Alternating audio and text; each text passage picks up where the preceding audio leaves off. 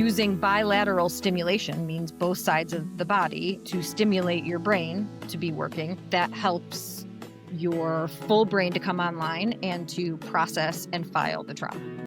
First Responder Wellness for the whole person with your hosts, Corinne Caise. We are here to start talking about a super important story. There was something you shared with me when we met and talked about this on Mental Health Spotlight podcast. And you talked about this kind of mini EMDR skill. I'm calling it that. You'll correct me. When someone has a really tough call, a traumatic call, or it's taxing, you tell them to do something. And you said it's wildly effective and it's really simple. And then I'd love you to give me an example of what that is and talk about it. And then I'll give you an example of how I used it with one of my clients. Okay, good. So I think you're talking about the bilateral stimulation stuff. So I think I am. Yes. yeah. So I think it's helpful to kind of understand if people don't know what EMDR is, which I'm not going to get into the whole explanation about that, but it uses eye movements to reprocess trauma. But basically, we have the two sides of our brain. And when something traumatic happens, the emotional side of our brain gets lit up and the logic side of the brain mostly comes offline. And when I move this side of my body, the right side of my body, the left side of my brain is the one working. When I move the left side, it's the right side of my brain that is working. So using bilateral stimulation means both sides of the body to stimulate your brain to be working. That helps your full brain to come online and to process and file the trauma. So what that looks like is even going for a walk or a jog. And ideally, when we're processing things, kind of the faster, the better. So after a call, if you can go for a jog, that's great. Or a swim, also awesome. Bike ride, anything like that. Does it have to be a certain kind of movement where they're moving like arms and legs together? Just both sides of the body. Just we want both sides of the body to be able to be moving. So that's where like swimming, running, biking is forcing you have to use both sides of your body to do it. Yoga, would those count too? Yeah. I haven't really thought about it in terms of yoga. Yoga's a little bit slower typically. Like you're really wanting to be like, like tapping and having it to be a little bit faster. I mean, okay. So it should have a rhythm yeah. to it, like a little more rhythmic. Yeah, and back and forth. The other thing that you can use is there's technology today is fantastic, and there is lots of playlists. There are lots of playlists on all of the major platforms. So Spotify, Apple Music, YouTube, that if you type in bilateral stimulation music or binary beats, there's like relaxing spa music things, or there's any type of music genre you like. And you do need headphones because it'll go back and forth between your ears. Oh, this is brilliant. And okay. play in and out of both headphones. And then kind of go over the call, go over the day and play it out. And that helps your brain to have both sides of it online fully while it's processing what happened and going over it. Rather than what a lot of people have been kind of taught to do, whether overtly or, subconsciously, but that to just kind of shove it away and try to forget about it and put it in a box and move on.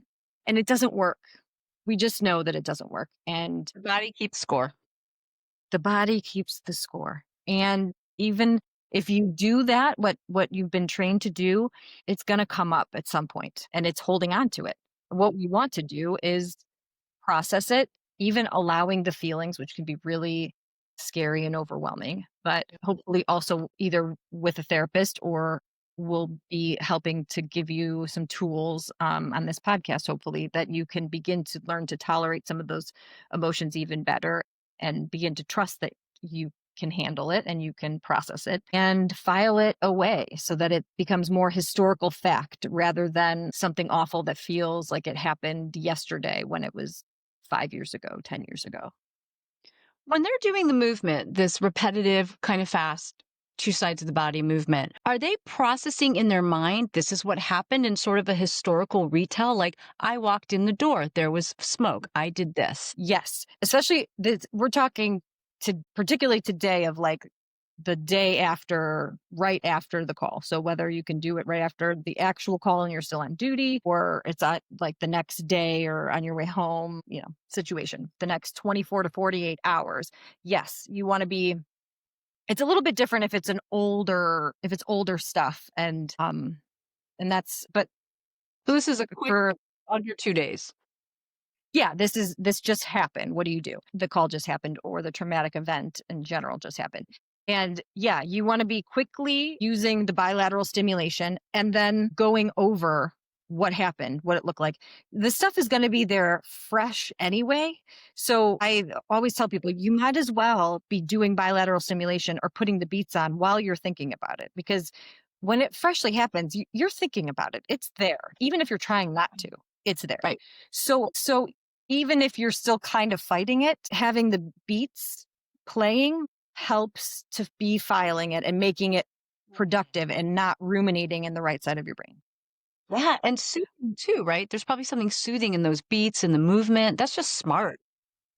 Yes, it is. It's people always say how it's amazing how much it helps to begin to regulate their nervous system, and it helps your brain to realize that event is over, because we're animals, right? So our brains are trying to protect us always. So that is looking for the threat, for what is potentially dangerous, and if we're not really acknowledging to it that this event, while it was dangerous, um, you know, potentially life threatening or horrific, that it is over and there is no longer that threat. The bilateral stimulation also helps your brain to recognize that. Because once you're in a situation like that, you've got that fight or flight going, and you haven't turned off the brain to be like, the bear is gone. We don't have to still stay hyper aroused. But a lot of our first responders, not only do they stay hyper aroused because it just happened, but they have this whole host of other traumas that they may have not processed as well.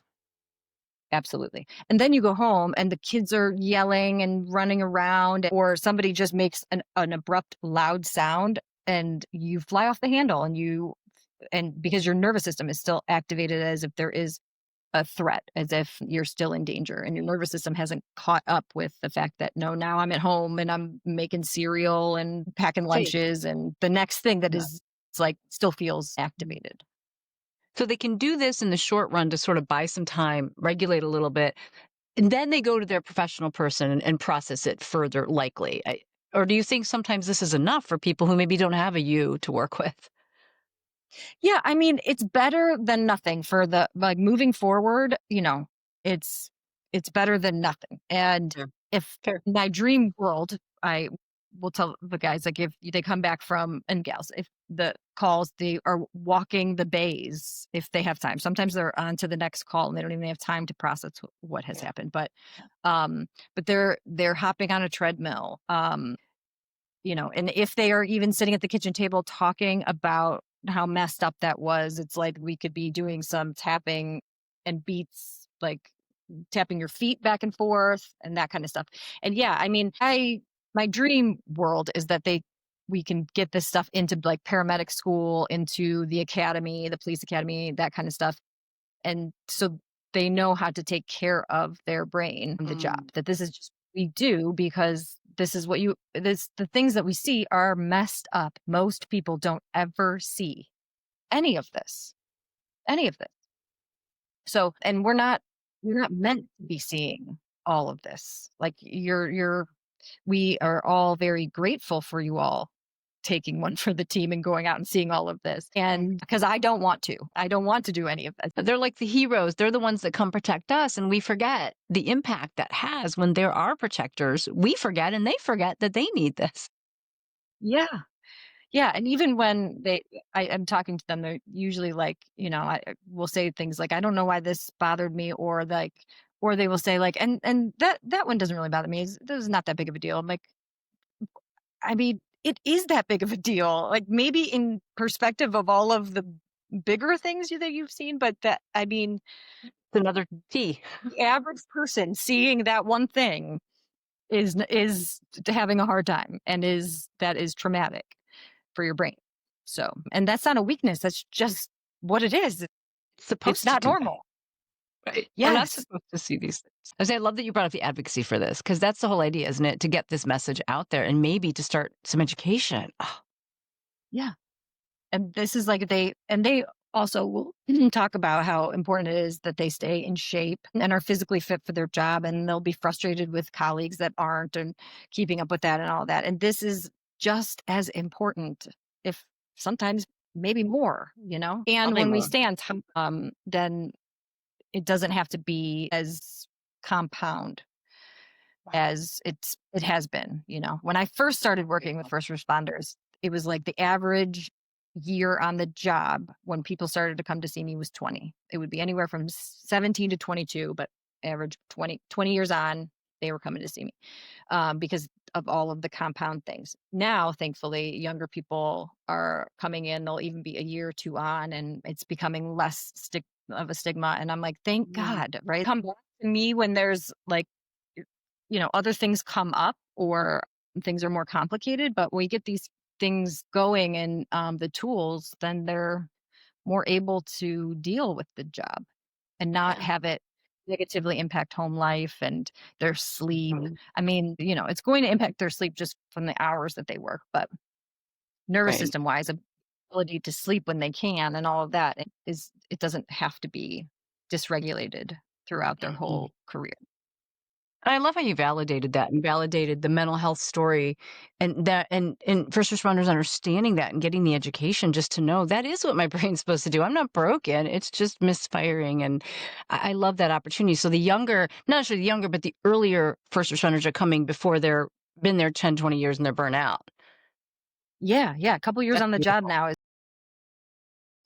it is incredible, and I hope that it is just what happens is that people are spreading the message and saying, "This is just what we do, and if you're gonna do a job like this, you have to take care of this and make sure you have all of these tools and skills and even a person that you can be processing this stuff with." Because often people come home and their spouse will say, "How was your day?" And they don't even know yet how it was or that how to know if you are okay and if you're not okay. Because usually it takes more than even just a few days, but a few weeks, sometimes even a couple months to really know that you're not okay from something or to get an idea of whether or not you really did process it. Mhm. Stuff comes up that haven't haven't thought about in a while and they didn't think it was like on the surface like that. And it was. I mean, it comes up quickly and it Yeah, still needs filed away. And I when we love get it that. filed away, then it's no longer bothersome. So I would also say another like hot tip, if you would, is an ice pack on the back of the neck. So Okay. this is a little nervous system hack that is it is sounds silly. And I tell people, and I would encourage anybody listening to this to right now, today, as soon as you're done listening to this, as you're listening to this, to go grab an ice pack and do it right now, even when you're not in a crisis or dysregulated, because you will see even in this moment how much it helps and it seems so silly, Is it a but vagus it's nerve soothing? Is that where it's coming from? yeah, and it just regulates your nervous system a bit. It's like it isn't fixing the things. It's just like it just takes the Brings volume it down. down and yeah, it gives you the ability to even think through like coping skills. This using the ice pack first even will allow you to think. She said bilateral beats. There's a playlist. Let me put that Buys you on. And time. yeah, yes, Well, and somatically, we know that if you, especially if it's very cold and on a vulnerable, unused part of the body that gets cold, the body goes into a different state. It has to, because it has to respond to the cold, and that helps buy it a few seconds to go. Oh wait, Mhm, what did Corinne tell me? So it's, mhm. and I don't think it's silly at all. By the way, it's one of my big go-tos. I'm like, go do legs up the wall, and put an ice pack on your neck. Yeah, yeah. Back of the neck, by the way, I don't know that I've used that directive. I think I've just said around the neck. Is the back of the neck preferred for that? Uh, that's what I've always heard was Yeah. It's was less to put it sensitive. on I feel like this is a little much. yeah, maybe. I think it's also on the spine, which is like the conductor of our nervous system. It's like Yeah. the central highway. It's easier. Like I have ice packs here. I bring them into the office sometimes and have like, it's easier to like lay back on Mm-hmm. and easier. It's like the old school nurse trick that, my kids will come home from school and say that they didn't feel good today. Their stomach hurt. They went down to the nurse and I'll say, what did the nurse do? And she gave me an ice pack, and I'm like, and then it was better. Yeah, it was better. I'm like, okay, I don't know I if they suck the ice pack in the belly or what, but You got it it. works.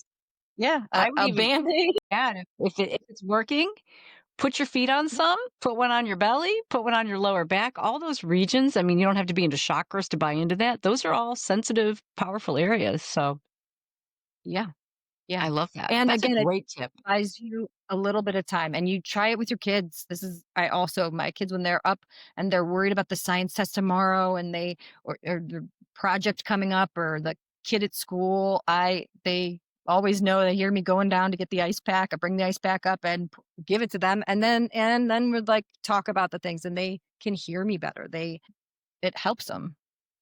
It's so funny because mine are Yeah. a little older So now. They're like 15 and I had to think of my kids' names because I was looking at something on the screen. They're 15 and 17. If I come at them with a cold pack, yeah, not anymore. They're like, "Go away with your voodoo, mom." But they've heard it and they know it, and we all have cold ice, cold water ice packs. This is accessible, it's cheap. Why aren't we using it? Well, and also for all of you first responders on calls, that you have people who are freaking out, who are having either panic attacks, and you're not sure if it's a panic attack or a heart attack, throw an ice pack on the back of the neck. Unless there is some sort of protocol that I don't know about that is Mm, saying against that, but I can't imagine. You will get a different you I know you carry them on the squads. I think some police cars have them, some don't. If you don't, get the ones that you break and they turn cold, you can keep them in there, and it will help for the citizens. Hand this to your coworker who okay. doesn't seem like he or she is doing well. Be like, here, man, throw this on the back of your neck. And they Like, make I mean, here we're in Cleveland area, we have Drug Mart, but they make strip ones that are long oh, good. strips that'll actually wrap around that are real thin and they're perfect for that. Yeah, great. And pretty much anywhere like has ice or an ice pack. So it's not like this is something sophisticated or like unavailable, inaccessible. So you can even We all grab have it. ice cubes out of somebody's drink and put it on somebody's back of their neck if they're having a hard time. I love this. So, just in this little bit of time, we talked about two really powerful tips: the bilateral stimulation with movement after an event, and the ice to soothe and regulate after. And maybe those two together, that's a start, right? This is about something that wasn't there before. I love that. Yeah, and that gets the things going, and even then that may be, I encourage my clients who I see that if you have go on a traumatic call, text me, call me, let me know. I will get you in ASAP. I will find the time and we can process it quickly. You don't have to be in a crisis to be, or like not okay, or thinking you're going to hurt yourself, to be reaching out and getting in sooner or coming in to process or talk about the thing. Right. It buys you time. And you mentioned that with the ice too. We're just buying some time till you can get what you need and it doesn't get worse in the meantime. I love this skill. The stuff you mentioned, some of the tools, we'll put those in the show notes. Some of the resources you mentioned that they can get on playlists. Maybe we'll find a couple and put those in there for folks. And then we'll be back soon with more fabulous, wonderful skills. Join us for our next episode on First Responder Wellness for the Whole Person.